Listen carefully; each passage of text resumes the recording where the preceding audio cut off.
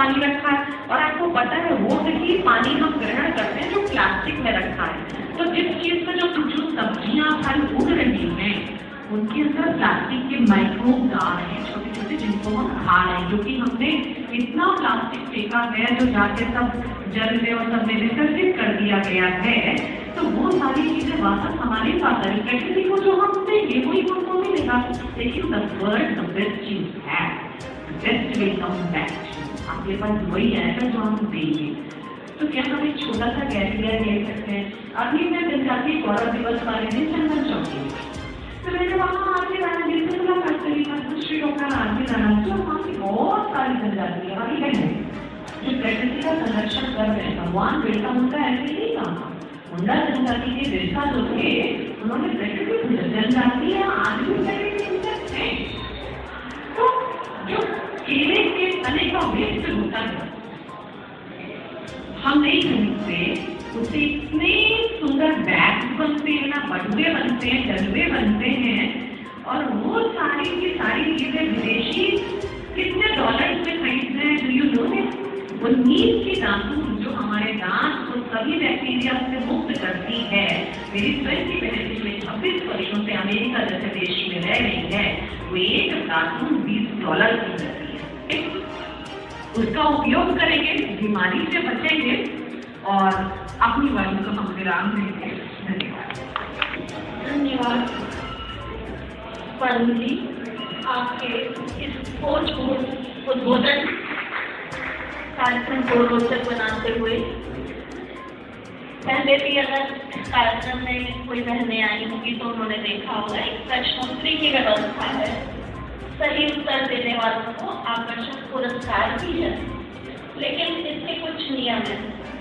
इस प्रश्नोत्तरी में सबसे पहले जो हाथ उठाएगा वरीयता उसको दी जाएगी, और पूरा प्रश्न पति का अपने पिता के घर पर अपमान बर्दाश्त नहीं किया, 52 शक्तिपीठों में प्रतिष्ठित उसका नाम।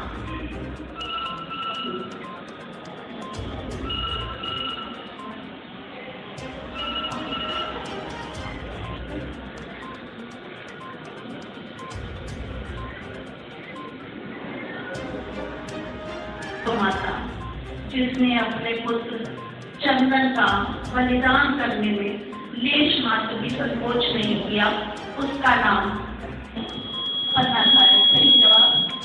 कार्यक्रम में जो विशिष्ट महिलाएं हैं उनको नहीं बुलाया वध करने के लिए महर्षि दधीचि ने अपनी हड्डियों का दान किया, जिससे वज्र अस्त्र का निर्माण हुआ। ऐसे महारानी का रोचक स्मृति हो जाएगी। मंच से आग्रह, आप सभी अपने स्थान पर।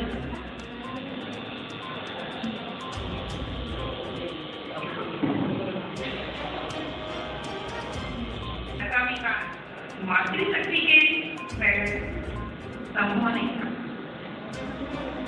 कोई भी क्षेत्र अछूता नहीं रह गया है जहाँ पर हमारी मातृशक्ति, हमारी महिलाएं ना पहुंचे। भारत के विकास में महिलाओं ने अपना पूर्ण योगदान दिया है, चाहे वो आर्थिक हो, सामाजिक हो, पारिवारिक हो या सांस्कृतिक क्षेत्र हो। सब में हमारी बहनें, हमारी महिलाएं जो हैं वो पुरुषों के साथ कंधे से कंधा मिलाकर हमेशा आगे बढ़ी रही हैं। प्राचीन काल की मैं बात करूं तो उस समय भी हमारे भारत की महिलाएं किसी से पीछे नहीं थी। एक से एक विदुषी महिलाएं हुई हैं जिन्होंने अपना पूरा योगदान दिया है। आज के समय में महिलाओं के लिए समय अगर बात की है तो चाहे वो राजनीतिक क्षेत्र हो, अभी हम लोगों ने देखा खेल के क्षेत्र में महिला क्रिकेट टीम हमारी वर्ल्ड कप जीती है।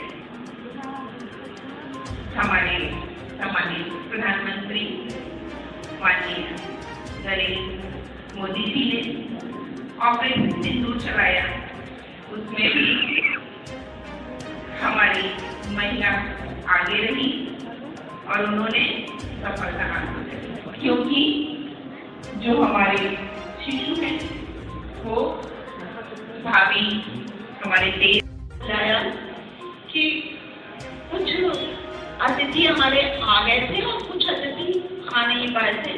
एक आप सबके साथ सम्मिलित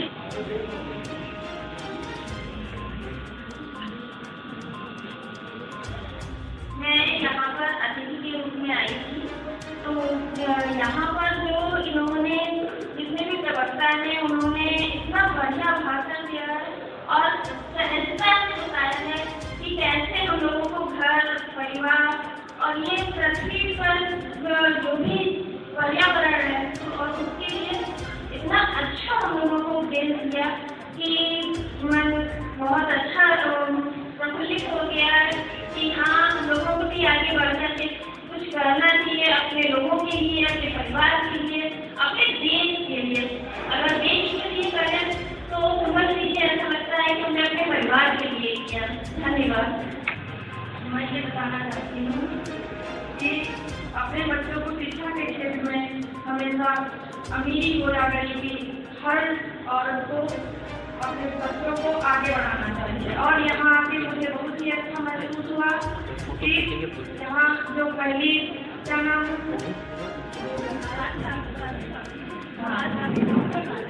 शिक्षा के क्षेत्र में और घर के पारिवारिक और सामाजिक रूप में हर बारे में उनको आगे की तरफ अग्रसित और प्रेरित करना चाहिए।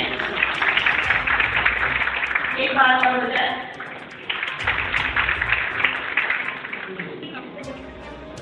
कि हम लोग तो सारे को कर सकते हैं। इसी संख्या में मैं 2 लाइनों में अपनी बात समाप्त करती हूँ। इस दुनिया की शान है नानी, इस दुनिया की शान है नानी, जीवन का आधार है नानी, जीवन की परिभाषा है नानी, जगत जननी महान है नानी। नारी को मिलेगा सम्मान, नारी को मिलेगा सम्मान, तभी प्रगति करेगा हिंदुस्तान। श्रीमती आशा शुक्ला जी। माननीय मुख्यमंत्री महोदय, आदरणीय अतिथिगण, सम्मानित शिक्षक तथा उपस्थित सभी बहनों और भैया, आज के सब शक्ति कार्यक्रम में आपकी गरिमाई उपस्थिति से हमें सम्मानित करने के लिए मैं आप सभी का हृदय से आभार व्यक्त करती हूँ। सबसे पहले कार्यक्रम की अध्यक्षा श्रीमती सीमा अग्रवाल जी का आभार व्यक्त करती हूँ, जिनकी पंक्तियों ने हमारे उत्साहवर्धन किया। इसी के साथ सभी वक्ताओं का भी मैं हृदय से आभार व्यक्त करती हूँ। इनका मार्गदर्शन हमेशा हमारे लिए प्रेरणादायक बना रहे और परिश्रम से हमारा कार्यक्रम सफल हो पाया। अंत में मैं विशेष धन्यवाद अपनी जितनी भी सहभागिता कर रही प्रतिभागी बहनों और माताओं का, जिनकी प्रतिभा से आत्मविश्वास इस मंच को रोशन किया। अंत में मैं कुछ पंक्तियों के साथ शक्ति है वो ममता थी, वो शक्ति है वो ममता थी, जब उठती है अपनी शक्ति से, जब उठती है अपनी शक्ति से तो बदल दे दुनिया की रीत भी, तो बदल दे दुनिया की रीत भी। पर्यावरण हितैषी जीवन शैली अपनाऊंगी, भारत के नागरिक कर्तव्यों का पालन करूंगी, राष्ट्र तथा विश्व कल्याण के लिए कार्य करूंगी। मैं अपनी सप्त शक्ति का जागरण करने के लिए संकल्पित हूँ। भारत माता की जय। आज जैसे कि आज सबसे देश संगम कार्यक्रम का आयोजन किया गया, क्या कुछ मुख्य उद्देश्य लेकर के ये तरक्की है? भारत की परंपरा मैं डॉक्टर पाली अवध क्रांति मंच प्रमुख सेविका समिति और प्रांत अभिनेता प्रमुख का दायित्व है मेरे पास।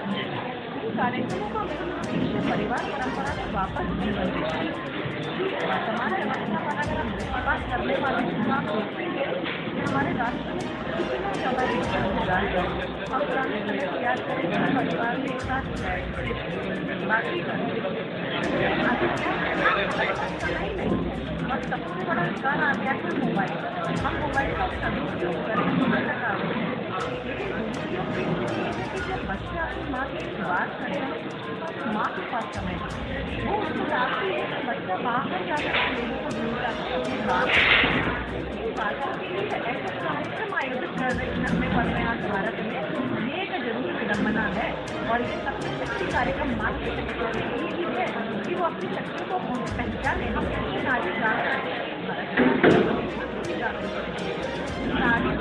जागृत कराने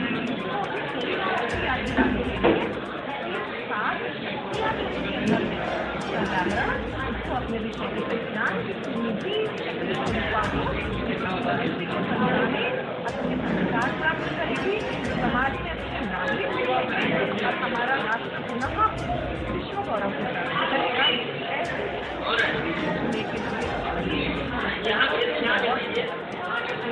किया गया यहाँ पे जो मोबाइल को लेकर के आज भ्रांतियां होती हैं, हाँ, उसके बारे में तो इसके बारे में यही है कि बच्चों को हम लोग मोबाइल कम से कम ही दें, क्योंकि मोबाइल हम लोगों को अपने परिवार से भी दूर करता जा रहा है।